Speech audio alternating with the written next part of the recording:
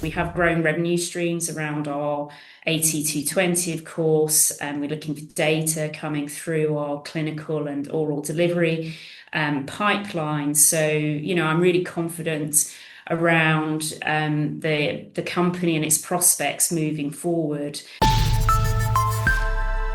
Hello, you're watching Proactive. Joining me is Arecor Therapeutics CEO, Sarah Howell. Sarah, very good to speak with you today. You recently announced a new partnership with Skye Bioscience. Could you tell us more about that, please?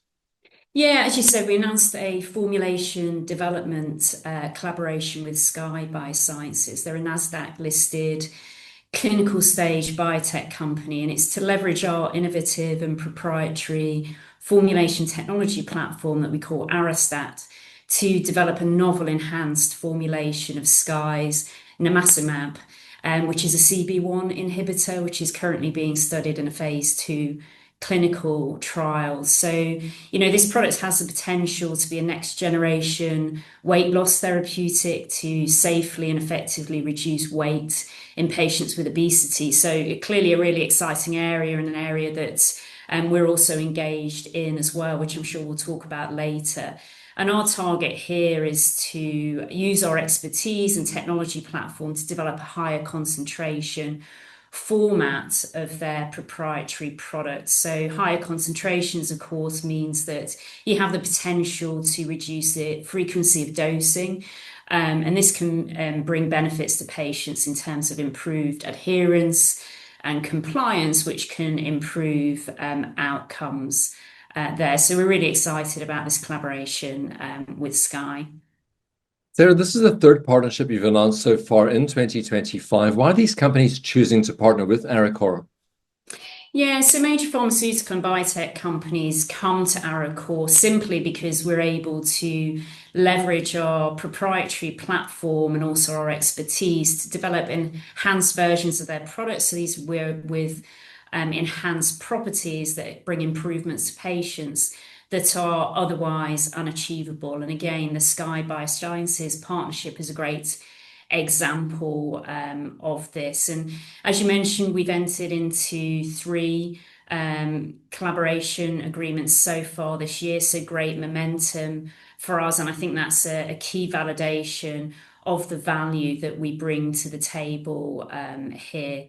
They obviously bring near-term revenues for the company as well, because our partners fund the development phase of these programs. But importantly, once we've developed these novel enhanced formulations, our partners have the opportunity to license those for further developments and commercialization, and these tend to be under milestone and royalty-bearing agreements, so have the potential to bring significant upside to the business as well. And this is all driven by the innovation and the patent-protected innovation that we have within the business that can achieve these profiles that are otherwise unachievable.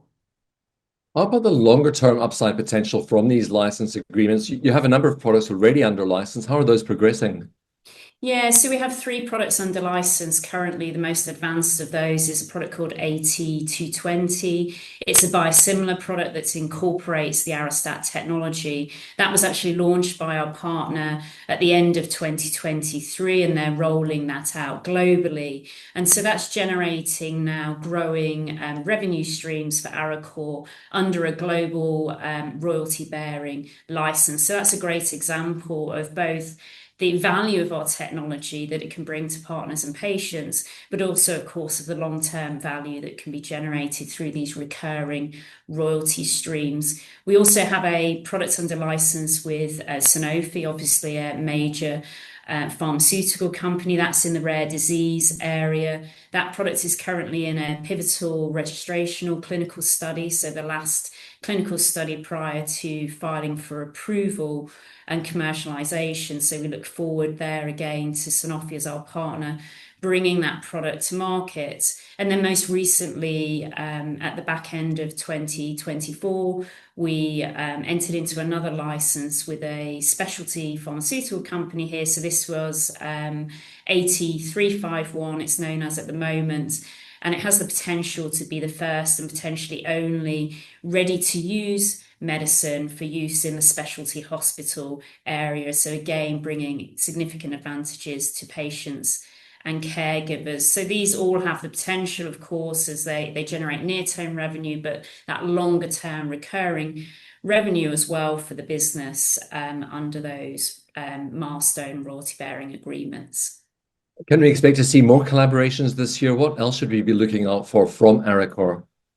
Yeah, we have a strong pipeline of potential collaborations moving forward. So I'd certainly expect to be coming back to you with some more news as the year progresses. I mean, at Arecor as well, our primary focus is around our core proprietary pipeline. So here we're very much focused on leveraging the Arestat technology to develop these enhanced versions of existing therapeutics in areas where there's high unmet patient need in high value markets. So we're very much focused there in the diabetes and obesity space. We're clinical stage with our proprietary insulin products, and there where we've shown best-in-class clinical data against the very best insulins that are out there today. And we're making significant progress for one of those, AT278. So that's a very highly concentrated, very rapid acting insulin that we spoke about in the past around the patient benefits there and the unmet need.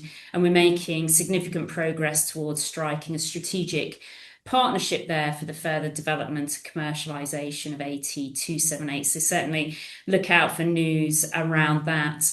We're also developing a novel technology platform for the oral delivery of peptides. I mean, again, this is a really exciting area. Not peptides are an important class of therapeutics, and particularly in the diabetes and obesity area. There's over 800 peptides in development today, but only 2 commercially available as oral delivery. And again, there's significant patient advantages there and benefits to orally delivered therapies rather than injectables there. And this is because they have very low bioavailability. So we're looking again to use our expertise to develop a platform here with improved bioavailability in that peptide field. And during the second half of this year, we'll be generating some key animal pharmacokinetics. So this is to measure the bioavailability of our orally delivered peptides during the second half of this year. So again, look out for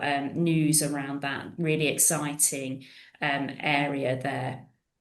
And, I guess just to round off, we have growing revenue streams around our AT220, of course, and we're looking for data coming through our clinical and oral delivery pipeline. So, I'm really confident around the company and its prospects moving forward and the value that we can bring to both patients and our shareholders. So there'll certainly be more news as we go through the year.